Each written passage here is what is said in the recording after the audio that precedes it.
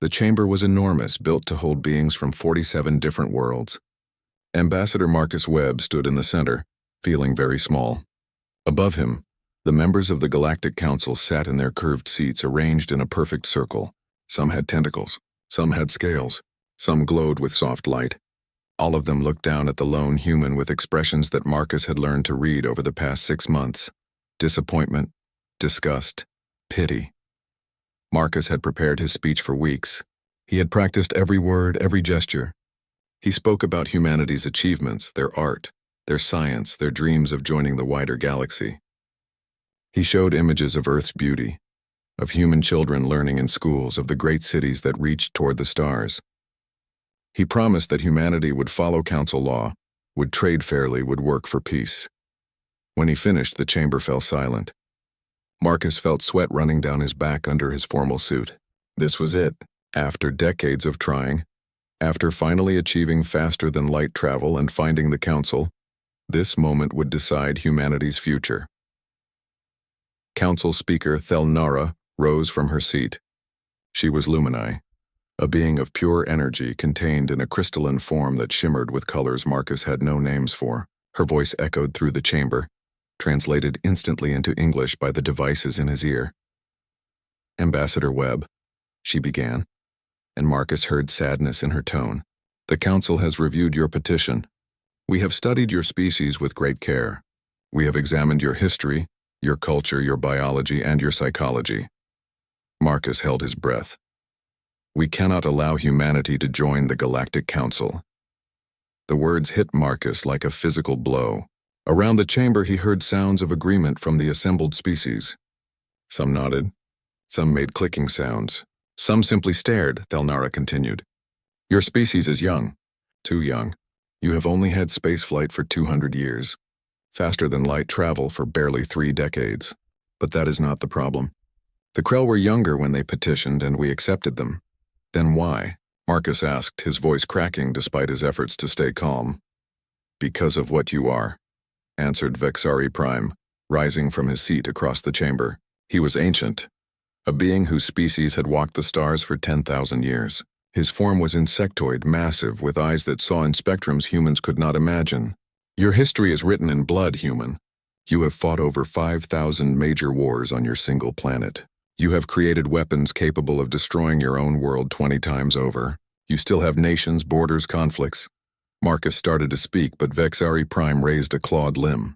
We have watched you. When you encountered your first alien life, a simple bacterial form on your Mars, you immediately began studying how to weaponize it. When you developed genetic engineering, you created soldiers before you cured diseases. Every tool you make becomes a weapon. Every discovery becomes a means of control. That's not fair, Marcus protested. We've changed. We've unified. Earth has a single government now. We've put aside our weapons. For now, interrupted Speaker Thelnara gently. But the capacity remains. The instinct remains. We have seen species like yours before, Ambassador. Species driven by aggression, by territorial impulses, by the need to dominate. They either destroy themselves or destroy others. We cannot risk the peace we have built over thousands of years. Marcus felt his hands shaking. Then what happens to us? Are you going to destroy us? Quarantine our system? No, Thelnara said. We are not monsters. We will give you a choice. You may remain in your home system, cut off from galactic civilization. We will place monitoring stations to ensure you do not expand. Or, she paused and Marcus saw something flicker in her crystalline form. Guilt, perhaps. Or you may relocate to the Rim worlds. A murmur swept through the chamber. Marcus had heard of the Rim worlds during his time here. Everyone spoke of them in whispers. The edge of known space where council law did not reach, where failed species went to die. The Rim is beyond our borders, Thelnara explained. We do not patrol there. We do not enforce peace there. It is lawless, dangerous, and harsh, but it is space you may claim as your own. We will give you 10 years to evacuate your population from Earth. We will provide star maps and basic supplies. After that, Earth's system will be quarantined. Marcus felt his legs weaken. You're exiling us, banishing 4 billion people to the most dangerous part of the galaxy. We are giving you a choice, Vexari Prime corrected coldly. You may stay home in isolation, or you may venture forth and face the consequences of your nature. Perhaps the Rim will teach you the humility that civilization requires. Perhaps you will perish there. Either way, you will not threaten the peace of this council. This is mercy, Thelnara added softly. More mercy than your species has often shown to its own members. We hope you survive, Ambassador Webb. We hope that someday, perhaps in 1,000 years, humanity will have evolved beyond its aggressive impulses. Then perhaps we may speak again. Marcus looked around the chamber at the faces of 47 species. Some looked sad. Some looked relieved. None looked willing to help. He thought of Earth, of the billions of people who had celebrated when his mission launched. They had dreamed of joining the galactic community, of learning from ancient civilizations, of taking their place among the stars. Instead, they were being thrown away like garbage. Marcus straightened his shoulders. He would not beg. He would not show weakness to these beings who thought themselves so superior. We accept, he said clearly. Humanity will relocate to the rim worlds. And we will survive. Not because of your mercy, but despite your arrogance. You think you know us, but you've only looked at our past. You haven't seen what we can become when we're fighting for our future. He turned and walked toward the exit. Behind him, he heard Thelnara call out, "We wish you fortune, Ambassador Webb, truly we do." Marcus did not look back. He had a world to evacuate and a civilization to save. The Galactic Council had made their decision. Now humanity would make theirs. 10 years. 10 years to move billions of people to the edge of the galaxy. 10 years to build a new home in the most hostile territory known to exist. 10 years to prove that humanity could survive anything. As the chamber doors closed behind him, Marcus allowed himself one small, bitter smile. The council thought they were getting rid of a problem. They had no idea what they had just unleashed. The colony ship Prometheus shuddered as it dropped out of faster-than-light travel. Captain Sarah Chen gripped her command chair and watched the view screen fill with stars she had never seen before. Somewhere among them was humanity's new home, somewhere in this lawless frontier called the Rim. "Status report," Sarah ordered. "All systems nominal," her first officer replied. 3,000 colonists in stasis, all stable. We're in the Epsilon Rim sector, scanning for habitable planets now. Sarah had been a fighter pilot before the exile. She had flown combat missions against pirates in the outer solar system. Now she commanded one of 300 colony ships, each carrying thousands of humans toward an uncertain future. Behind them, Earth was already empty. 4 billion people scattered across hundreds of ships, all heading toward the edge of the galaxy because the so-called enlightened species thought humans were too dangerous to exist near them. "Captain, I'm picking up something," the sensor officer called out.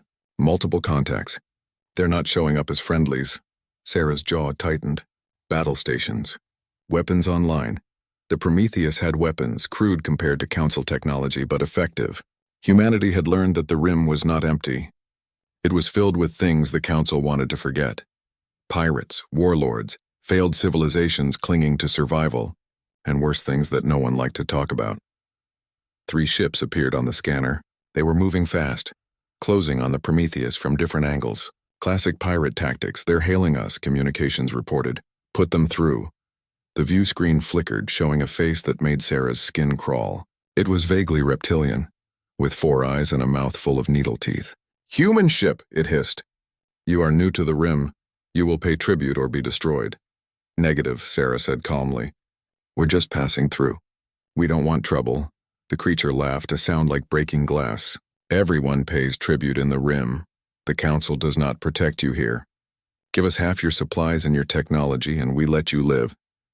Sarah glanced at her weapons officer, who nodded. The guns were ready. "I have a better idea," Sarah said. "You turn around and leave, or we turn your ships into scrap metal." The creature's eyes widened in surprise, then narrowed in rage. "You dare threaten us? You are prey here, human. You are weak, abandoned, helpless." Sarah cut the transmission and looked at her weapons officer. Fire. The Prometheus might have been a colony ship, but it was designed by humans who knew the Rim would be hostile. Railguns fired, sending magnetic accelerated projectiles through space at a significant fraction of light speed. 2 of the pirate ships exploded immediately. The third tried to run, but a missile caught it before it could jump to faster than light. "Clear," the weapons officer reported. Sarah let out a breath. "Good. Continue scanning for planets. And someone send a message to the fleet. Tell them the Rim plays rough, but so do we." Over the next 5 years, humanity learned to survive. They found planets the Council had deemed worthless and turned them into homes. They discovered that worlds with too much gravity or too little atmosphere were perfect for human adaptation. Humans were good at living in harsh places. Earth had taught them that. Sarah, promoted to admiral, found herself commanding more than just colony ships. She commanded a fleet. Humanity had found abandoned shipyards in the Rim, left behind by civilizations that had failed or fled. Human engineers studied them, fixed them, and started building. The ships they made were ugly by Council standards. They had exposed frameworks, mismatched plating, and weapons bolted on wherever they could fit. But they worked, and they were numerous. Humanity also found allies. The Krell were the first. They were a warrior species exiled by the Council decades before for being too aggressive. They were massive, nearly 8 feet tall, covered in gray scales with 4 arms and a natural talent for combat. The Council had feared them. Humanity offered them partnership. Admiral Chen met with Warlord Kragthor on a disputed asteroid station. The Krell towered over her, but Sarah did not flinch.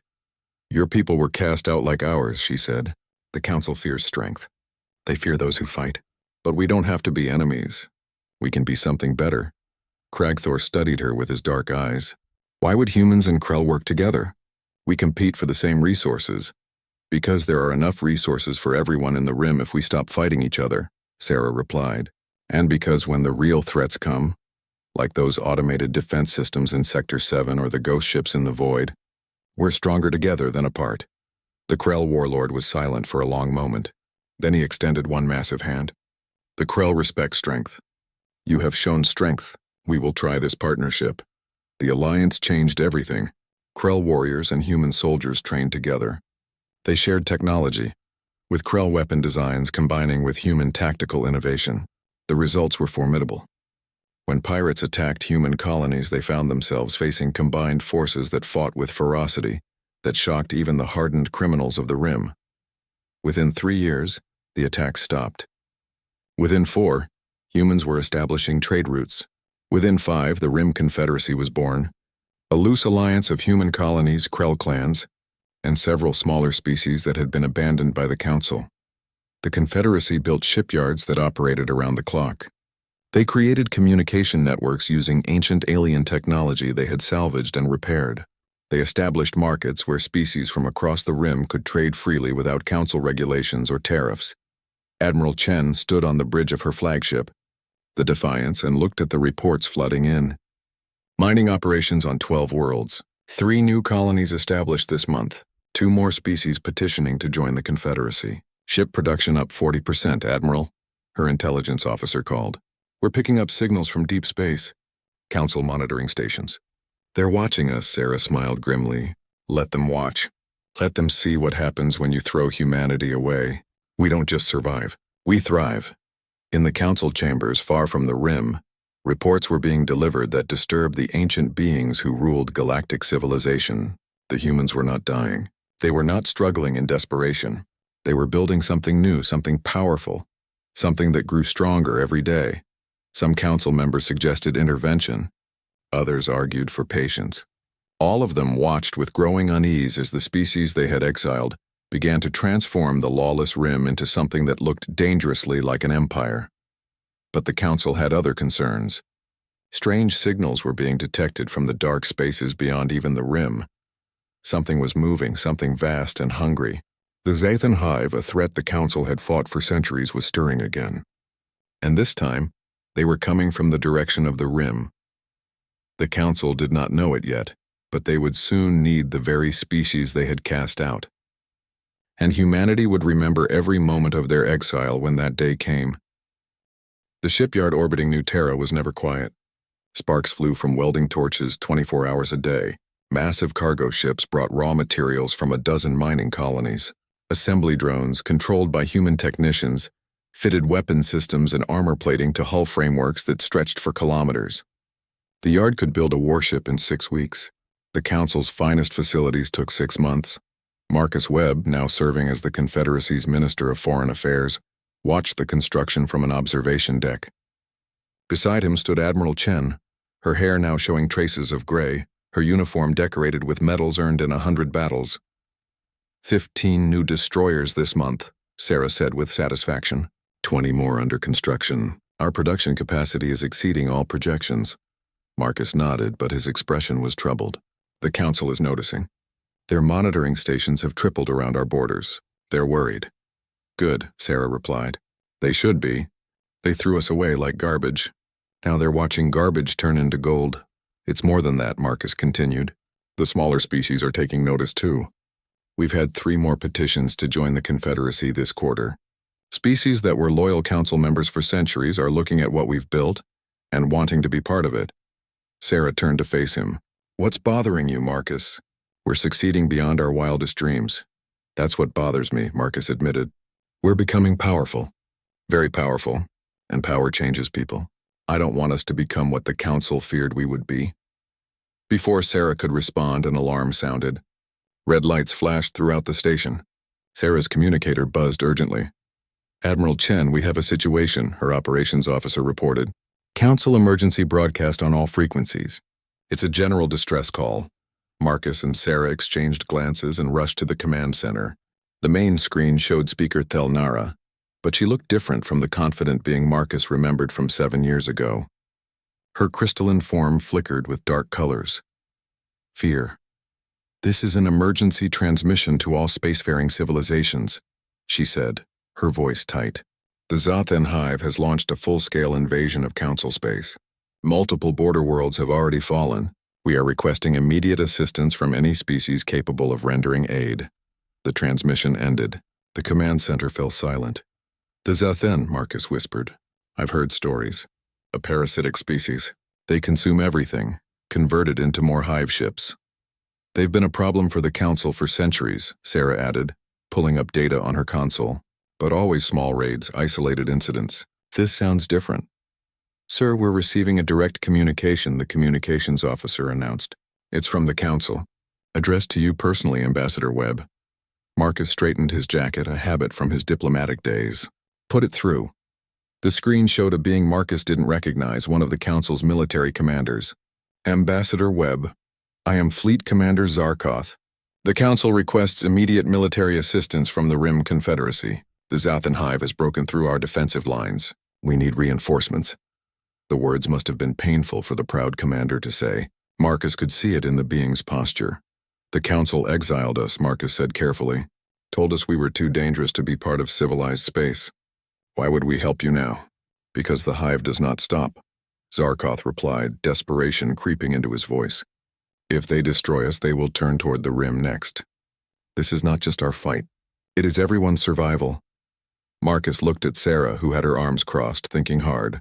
Give us a moment, he told the commander and muted the transmission. They're right, Sarah said immediately. If the Hive consumes Council space, we're next. We can't let that happen. Agreed, Marcus replied. But we can't just rush in and save them for free. This is an opportunity. Sarah raised an eyebrow. You want to make demands? People are dying out there. People die every day, Marcus said coldly. Council policy let billions suffer in the Rim because they weren't civilized enough. Now they need us. We help, but we set terms, Sarah nodded slowly. What terms? Full recognition of the Confederacy as a sovereign power. Open trade agreements, access to Council technology databases, and they pay for our military support with supplies and resources. They'll never agree to all that. Then they can fight the Hive alone, Marcus said firmly. We've learned to survive without their help. They need to learn that humanity doesn't work for free anymore. They unmuted the transmission. Marcus delivered the Confederacy's terms. Commander Zarkoth's face showed shock, then anger, then resignation. I must consult with the Council, he said stiffly. You have 12 hours, Marcus replied. After that, we consider the matter closed. The transmission ended. Sarah let out a breath. That was cold, Marcus. That was necessary, he corrected. We're not the desperate species begging for acceptance anymore. We're a power in our own right. The Council needs to understand that.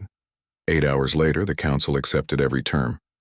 Within days, the Rim Confederacy mobilized for war. Shipyards went into overdrive. Human crews and Krell warriors boarded transports by the thousands. The Confederacy fleet, numbering over 200 warships, prepared to jump into Council space. Admiral Chen stood on the bridge of the Defiance, now upgraded and modified into a proper flagship. Around her, holographic displays showed fleet positions, supply lines, and intelligence reports about the Hive. All ships report ready, her operations officer announced. Sarah opened a fleet-wide channel. "This is Admiral Chen to all Confederacy forces. 7 years ago, the Council told us we were too violent, too dangerous, too aggressive to exist in civilized space. They exiled us, expecting us to die in the darkness of the Rim.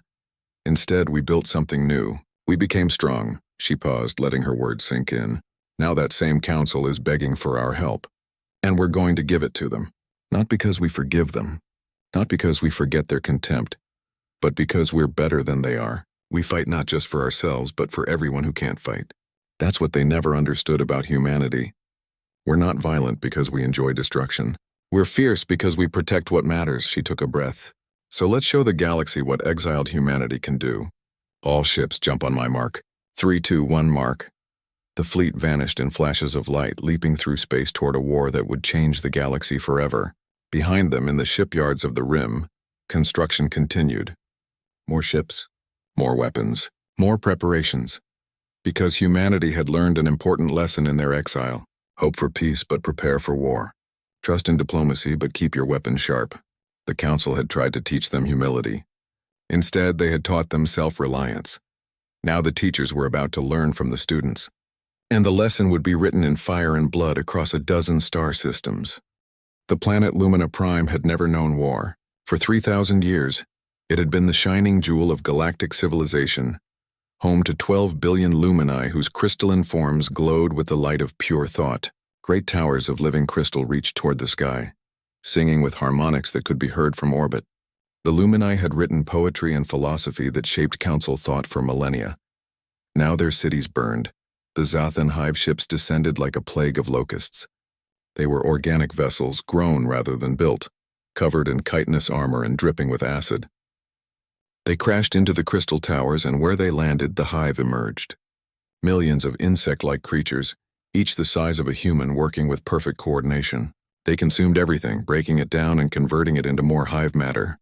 More ships, more warriors, more hunger. The Council fleet had tried to defend Lumina Prime. They had lost. Elegant warships designed for precision strikes and minimum casualties were torn apart by sheer numbers. The Council's doctrine of measured force, perfected over centuries, meant nothing against an enemy that didn't care about casualties. Speaker Thelnara stood in her emergency bunker deep beneath the planet's surface. Her light had dimmed to almost nothing. Around her, the few remaining Council defenders prepared for the end. The hive had broken through the last defensive line. They would reach the bunker in hours. "Speaker," her aide whispered, "there's a transmission. The human fleet has arrived." Hope flickered in Thelnara's crystalline form. "Put them through." The screen showed Admiral Chen, but not in any formal setting. She was on a combat bridge, lights flashing red, crew members shouting coordinates in the background. "Speaker Thelnara," Sarah said without preamble. "We're in orbit. What's your situation?" "Dire," Thelnara admitted. "The hive has overrun the surface. We have perhaps 6 hours before they breach our final shelters. Billions have already been consumed. I fear we are beyond saving." "Nobody's beyond saving until they're dead," Sarah replied bluntly. "We're deploying ground forces now. Krell shock troops and human marines. They'll establish a perimeter around your position." "Hold on." The transmission ended. Thelnara felt something she hadn't expected. The humans, the species she had exiled, were coming to save her people. In orbit, the Confederacy fleet engaged the hive ships with a ferocity that shocked even the humans themselves. Council doctrine was careful, measured, designed to minimize losses. Human doctrine was simple: kill the enemy as fast as possible using any means necessary. The Defiance led the charge, its guns firing continuously. Railguns, missiles, plasma cannons, weapons the Council considered crude but terrifyingly effective. Hive ships exploded by the dozens. When they tried to swarm, human point defense systems cut them apart. When they tried to board, automated defenses filled corridors with fire and shrapnel. "All ships focus fire on the large vessels," Sarah ordered. "Those are the breeding ships. Kill them and the smaller ones lose coordination." It was a brutal tactic, but it worked. The Confederacy fleet didn't try to save every ship, didn't worry about elegant maneuvers. They formed a wall of steel and fire and pushed forward, accepting damage to deal more. Meanwhile, on the surface, the real battle began. Drop pods slammed into the crystal cities like meteors. Hatches blew open, and Krell warriors emerged, roaring their battle cries. Each Krell carried weapons that would have been illegal in Council space. Heavy machine guns, flamethrowers, explosives. They didn't fight to capture. They fought to annihilate. Human Marines followed, smaller but just as fierce. They had trained for this, studied hive tactics from Council archives, developed counter-strategies. They moved in tight formation, covering each other, using their weapons with practiced efficiency. When hive creatures charged, the Marines didn't retreat. They dug in and fired until the enemy was nothing but scattered chitin. Sergeant James Rodriguez led his squad through a ruined Crystal Plaza. His armor was scratched and dented from 3 days of continuous combat. His rifle was hot enough to burn if he touched the barrel. He didn't care. There were civilians still alive in the shelters ahead, and he had orders to reach them. "Contact right," his corporal shouted. James spun, firing on instinct. 3 hive warriors fell, their bodies torn apart by armor-piercing rounds. More were coming, dozens of them, scuttling over the broken crystal like nightmarish spiders. "Cragthor, we need support," James called into his comm. "Already there, human," a deep voice replied. A Krell warrior, even larger than normal, charged past James's position. Cragthor himself leading his clan's elite fighters. They crashed into the hive swarm like a sledgehammer. 4 massive arms swinging weapons, scales deflecting claws and acid, voices roaring defiance.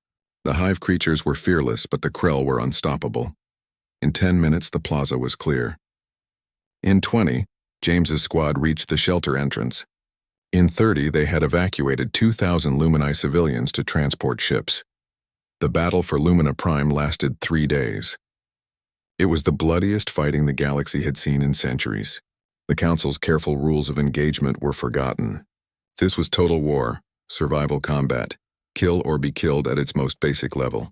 And humanity, the species the Council had feared for its violent nature, was in its element. Admiral Chen coordinated the fleet from the Defiance, barely sleeping, pushing her ships and crews to their limits. When a hive breeding ship tried to flee, she ordered pursuit across 2 star systems and didn't rest until it was destroyed. When hive forces tried to regroup, she deployed chemical weapons that Council law forbade. When her officers questioned the brutality, she reminded them that the hive didn't follow Council law, so neither would she. On the 3rd day, the tide turned. The last hive breeding ship was destroyed in orbit. The last major concentration of hive warriors was burned out of the northern continent by Krell flamethrower teams. Small pockets of resistance remained, but the planet was secure. Speaker Thelnara emerged from her bunker to find her beautiful world transformed into a graveyard. Crystal towers were shattered. Cities were ruins. But 8 billion of her people had survived. Pulled from certain death by the courage of the species she had once judged as too violent for civilization, she found Admiral Chen at a field command post, coordinating cleanup operations. The human admiral looked exhausted, her uniform stained with blood and dirt. "Admiral," Thelnara said softly, "I do not know how to thank you." Sarah looked at her, and Thelnara saw something hard in those human eyes. "You could start by remembering this the next time you're tempted to judge a species by its capacity for violence. We didn't win this battle because we're enlightened or peaceful. We won because we're good at war. That's what you were afraid of. That's what saved your people." Thelnara felt shame wash through her crystalline form. "You are right. We were wrong about humanity, about what strength means." "Yeah," Sarah said, turning back to her displays. "You were. Now, if you'll excuse me, I have casualty reports to review. We lost 3,000 people taking this planet. Humans and Krell who died saving a civilization that wanted nothing to do with them. I need to make sure their sacrifice meant something."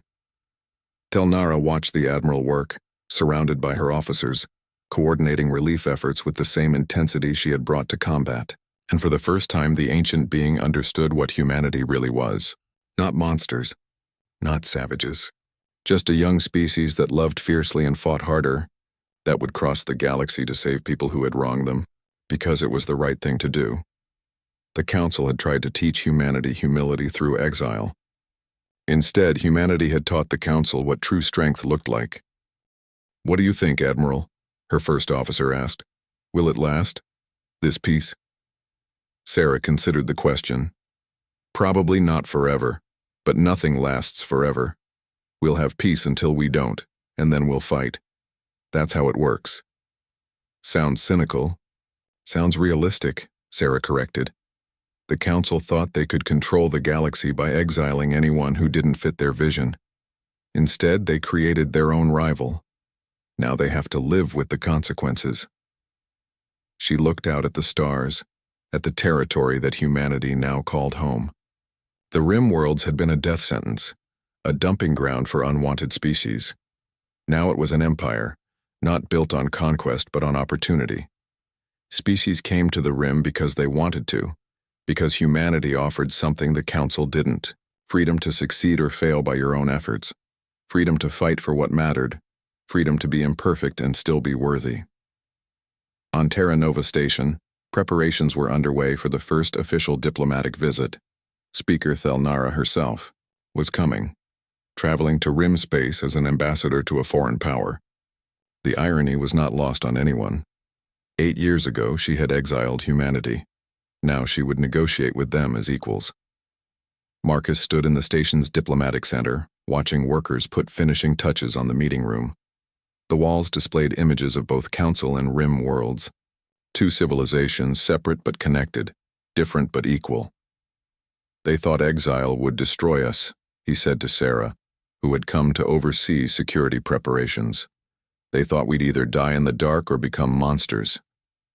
Instead, we became something they never expected, Sarah finished. We became ourselves. The doors opened. Thelnara entered, her crystalline form glowing softly. She was alone, without the usual entourage of council officials.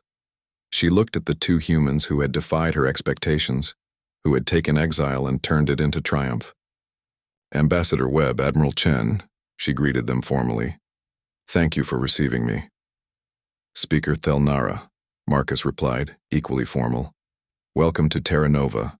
Welcome to the Rim. They sat at a round table, no one position higher than another.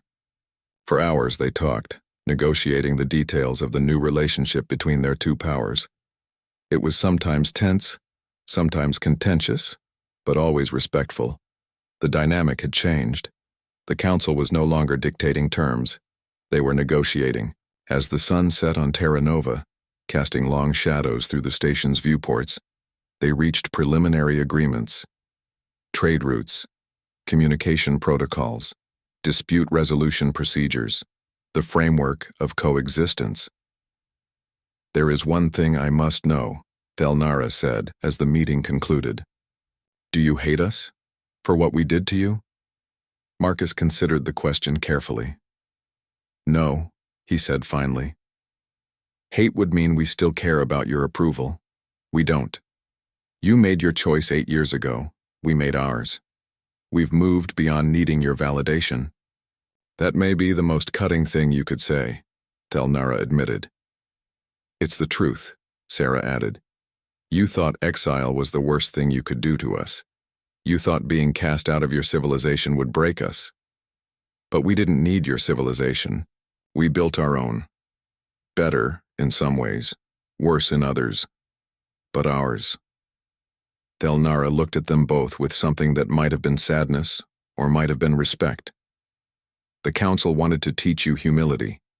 Instead, you taught us that there is more than one way to build a civilization, more than one definition of worthy. I hope our two powers can coexist peacefully. So do we, Marcus said. But if not, the Rim will endure. We've survived worse than politics. As Thelnara departed, Marcus and Sarah stood together, watching her ship leave the station. Behind them, the Rim stretched into the darkness of space, filled with human colonies, Krell clans, and dozens of species who had chosen freedom over order. We did it, Sarah said quietly. We took their punishment and turned it into our salvation. No, Marcus corrected with a slight smile. They did it. They gave us the Rim, thinking it was exile. They didn't realize they were giving us an empire. Banished by the Galactic Council, humanity now has dominion over the Rim worlds. And we're just getting started. The council chambers looked the same as they had 8 years ago, when Marcus Webb had stood here in humiliation. The same curved seats, the same faces of 47 species. But everything was different now. Then Marcus had been a supplicant begging for acceptance. Now he stood as an equal, representing a power that had saved the Council from destruction. Speaker Thelnara addressed the assembled members. Her crystalline form glowed brighter than it had since before the war. We are gathered to discuss the future of our relationship with humanity and the Rim Confederacy. The war with the Zathan Hive is over. Victory was achieved through the courage and sacrifice of Confederacy forces. 19 worlds were saved, trillions of lives preserved. The debt we owe is beyond calculation. Vexari Prime rose from his seat, his ancient insectoid form moving slowly. 8 years of war had aged even this ancient being. Dead or not, we must address the reality of what has occurred. The Rim Confederacy now possesses military strength that rivals our own. Their territory has expanded beyond the original Rim worlds. Dozens of species have petitioned to leave Council space and join the Confederacy. We face a crisis of legitimacy. Marcus had expected this. The Council had been unchallenged for thousands of years. The existence of an equal power terrified them more than the Hive ever had.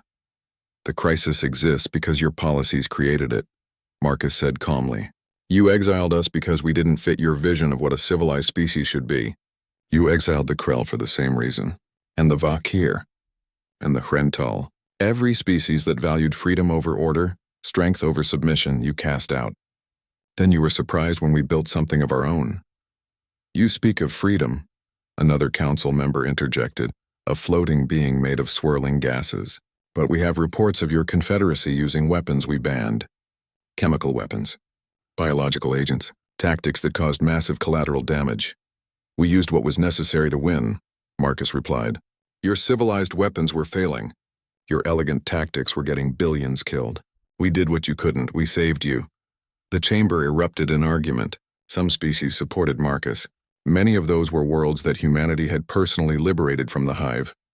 Others were outraged, insisting that victory without honor was meaningless. The debate raged for hours. Finally, Thelnara called for order. Enough, we cannot change the past. We must decide the future. Ambassador Webb, what does humanity want? Marcus had prepared for this moment.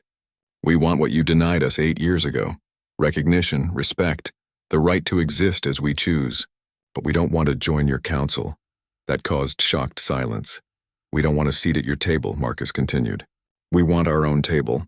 The Rim Confederacy will remain independent, a sovereign power equal to the Council.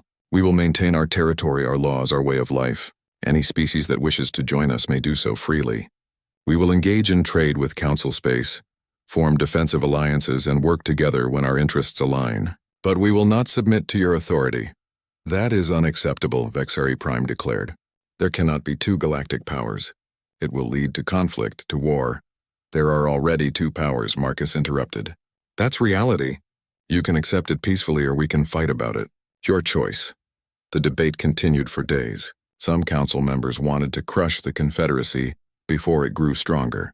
Others argued that was impossible after the losses they had suffered in the war. Some wanted to negotiate. Others wanted to impose sanctions. The council, used to speaking with one voice, was fracturing. During a recess, Thelnara approached Marcus privately. They stood on a balcony overlooking the council's capital world, a planet that had never known war or hardship. You have changed, Ambassador, she observed. You were different when you first came here, hopeful, eager to please. I was naive, Marcus replied. I thought if we were good enough, tried hard enough, you would accept us. I didn't understand that your problem was never with our behavior. It was with our nature. You feared what we could become, and we were right to fear, Thelnara said softly. Look at what you have become. A military power that rivals civilizations 10 times your age. Because you forced us to, Marcus said. You gave us two choices, die in isolation or survive in the Rim. We chose survival. Everything that followed was your doing. Thelnara was silent for a long moment. What happens now, Marcus? This division you propose, it cannot last. Eventually, our two powers will clash. Maybe, Marcus admitted. Or maybe we'll learn to coexist. Maybe having competition will be good for the Council. You've been the only power for so long, you forgot what it means to earn your position. Now you have to. That sounds like a threat. It's an observation, Marcus corrected. The galaxy is changing. Species are choosing between your way and ours. Some value your stability and order. Others prefer our freedom and opportunity. That's not a bad thing. That's choice. That's evolution. After 2 weeks of debate, the Council reached a decision. It was not unanimous. 12 species voted against it, but the majority agreed. The Rim Confederacy would be recognized as an independent sovereign entity. Trade agreements would be established. Border demarcation would be negotiated. The galaxy would have 2 major powers, coexisting in uneasy peace. Admiral Chen watched the announcement from the bridge of her new flagship, the Indomitable, the largest warship the Confederacy had ever built. Around her, construction continued on Terra Nova Station, a massive installation at the border between Rim and Council space. It was part military base, part trade hub, part diplomatic center, a symbol of the new order.